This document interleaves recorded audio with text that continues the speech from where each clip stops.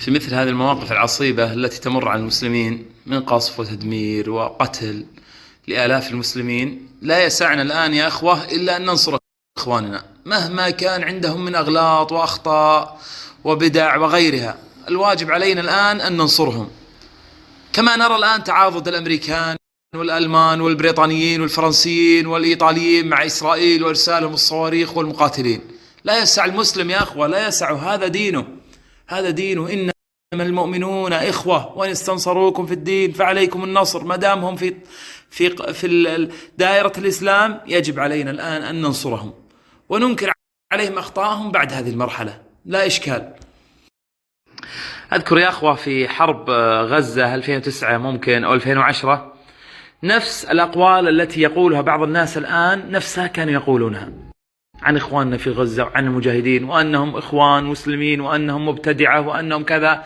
وبعضهم للأسف ذهب إلى أبعد من ذلك، إلى تشجيع اليهود وإلى الاستهزاء بالشيخ أحمد ياسين وقتل قادة المجاهدين هناك. والله يا أخوة كنت أسمعها للأسف من بعض المنتسبين إلى العلم، من الصراحة لأبعد الناس عن الدين وأبعد الناس عن العلم. يا ويلهم من الله عز وجل، ومن يتولهم منكم فإنه منهم.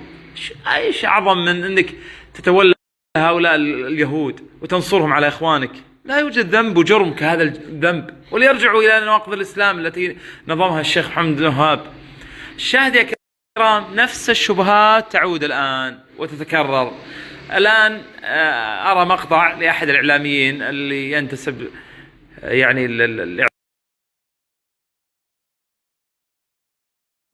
يقول هم لم يشاورونا. هذا الإعلامي طبعا هو يستهزئ بالقضية والقضية وهكذا. يقول أليست القضية قضية المسلمين؟ لماذا لم يشاورونا في بدء الحرب؟ ومن أنت حتى يشاوروك؟ وإذا جاءهم أمر من الأمن أو الخوف أذاعوا به ولو ردوه إلى الرسول وإلى أولي الأمر منهم.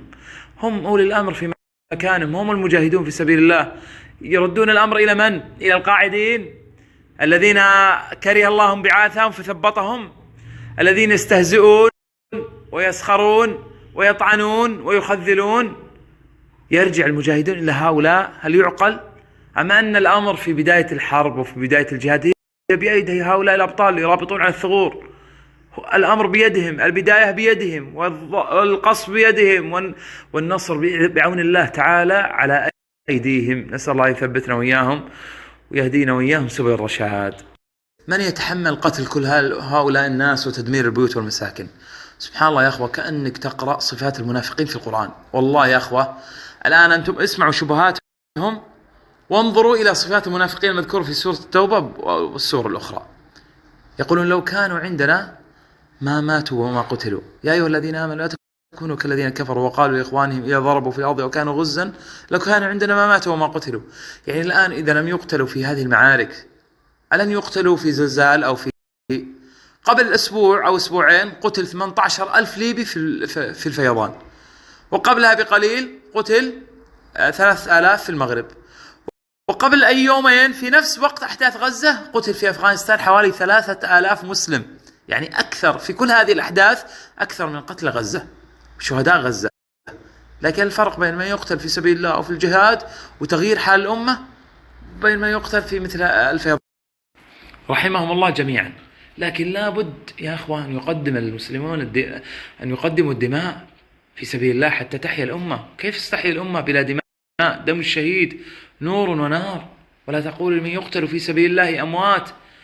فالمسلم سيموت إما هنا وإما هنا، والله هو الذي أمرنا أن نبيع أنفسنا في سبيل الله. أين هؤلاء من هذا؟